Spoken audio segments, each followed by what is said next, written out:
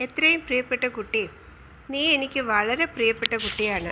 നീ ആലോചിക്കുന്നുണ്ടാവാം, ബാബ എന്നെ ഈ സമയത്ത് കേൾക്കുന്നുണ്ടോ എന്ന്. നീ പ്രാർത്ഥിക്കണം.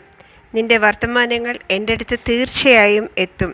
എന്നാൽ അറിഞ്ഞുകൊള്ളുക, ഒരു സംശയത്തിനും ഇടയില്ലാത്ത ശരിയാണത്.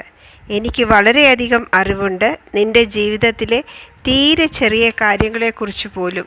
നമ്മൾ എല്ലാവരും കെട്ടുപിടഞ്ഞു കിടക്കുന്നവരാണ്. നിന്റെ ജീവിതത്തിൽ വന്നു പോയിട്ടുള്ളവർ എല്ലാം, ഈ പ്രപഞ്ചം, ആത്യന്തികമായ ഈ ബോധം എന്നിങ്ങനെ എല്ലാം. ഇനി ഇതിനെ ആണ് ദൈവികമായ ഏകത്വം. ഇതാണ് സൃഷ്ടിയുടെ അടിസ്ഥാനപരമായ തത്വം.